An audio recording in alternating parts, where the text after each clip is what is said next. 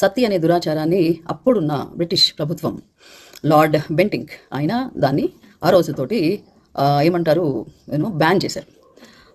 దీనికోసం అప్పటి వరకు ఐ థింక్ కొన్ని వేల మంది 40,000 అండ్ చేంజ్ విమెన్ ఒక బెంగాల్లోనే సతీ సహగమనం అనే దురాచారానికి బలైపోయారు. ఈ సతీ సహగమనం ఎందుకని స్టార్ట్ చేశారు అని అంటే, స్త్రీలను ఆడపిల్లల్ని చాలా చిన్న వయసులో కామ కోరికలతోటి ఈ వయసు వచ్చేసిన ముసలోళ్ళు అయిపోయిన మగవాళ్ళు వీళ్ళందరూ పెళ్లిళ్ళు చేసుకోవడం, ఆడపిల్లల్ని భారతదేశంలో 7-8 సంవత్సరాలు 6-7 సంవత్సరాలు కూడా పెళ్లిళ్ళు చేసేసి అత్తగారులకి పంపేవాళ్ళు. ఎందుకంటే ఒక ఫ్రీ స్లేవ్ అనమాట.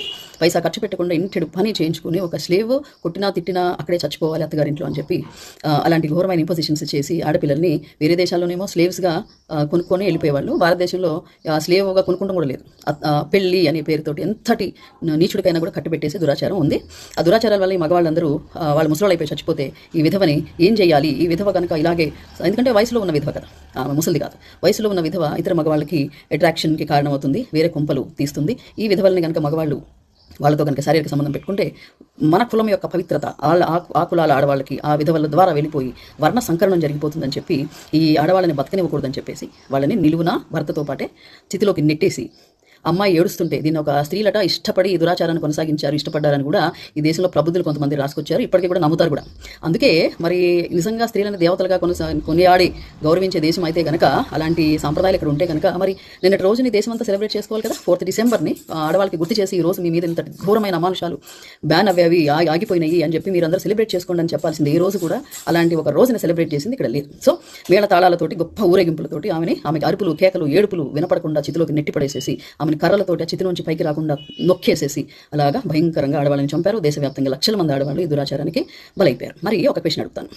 దుష్ట శిక్షణ శిష్ట రక్షణ చేయడానికే ఈ అవతారాలన్నీ అని చెప్పుకునే వీళ్ళు మరి ఇక్కడ ఏ దుష్టు పని చేశారని స్త్రీలను ఇంతమందిని నిలువున వాళ్ళ జీవితాన్ని నాశనం చేశారండి. స్త్రీ లేకపోతే గమనం లేదు, శక్తి లేదు, అది లేదు ఇది లేదని నేను విమెన్స్ రోజు చూస్తుంటా. స్త్రీ లేకపోతే సృష్టి లేదు, ఏమీ లేదని తెలిసిన వాళ్ళు ఇంతమంది స్త్రీలని అమానుషంగా వాళ్ళు ఏ తప్పు చేయకుండా చంపడానికి ఎట్లా తెగబడ్డారు.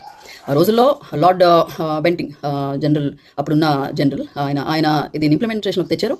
అంతకుముందు రాజా రామ్మోహన్ రాయ్ లాంటి వాళ్ళు దీనికోసం పోరాడారు. అలాగే అనేక మంది, విలియం కేరీ లాంటి అప్పుడున్న ఒక మిషనరీ ఎంతో గొప్పగా తిరిగి బోల్డ్ అంత ప్రచారం, ఇది చాలా నేరం ఘోరం అని చెప్పి మన దేశంలో మన వాళ్ళు ఆడవాళ్ళ మీద ఎత్రనారేస్తూ పూజ్యంతే అని చెప్పి వాళ్ళు ఇంప్లిమెంట్ చేసిన ఈ ఘోరాన్ని విలియం కేరీ లాంటి విదేశీయుడు దీన్ని ప్రతిఘటించి ఎంతో ప్రచారం చేయగా మొత్తానికి 1829 డిసెంబర్ 4th రోజు ఇంప్లిమెంటేషన్లోకి వచ్చింది. స్త్రీల మీద దురాచారాలని ఆ తర్వాత ఆపడానికి గొప్ప రాజ్యాంగం రాసి అలాగే హిందూ కోడ్ బిల్లును తీసుకొచ్చి ఎన్నో ఈ రోజు ప్రతి స్త్రీ రోడ్డు మీద ఒక్కతే నడుచుకుంటూ హాయిగా వెళ్ళగలుగుతుందంటే అలాంటి గొప్పగా స్త్రీల కోసం చట్టాలను చేసి గొప్ప రాజ్యాంగాన్ని, స్త్రీలను మనుషులుగా చూడని ఒక దేశంలో స్త్రీలని సామాన్యులు అందరినీ కూడా ఒకటే విలువతోటి గొప్ప రాజ్యాంగం రాసి ఈ రోజు మనందరూ అనుభవిస్తున్న గొప్ప స్వేచ్ఛకి ఈ స్ట్రెంగ్త్కి ఈ బలానికి కారణమైన డాక్టర్ బాబాసాహెబ్ అంబేద్కర్.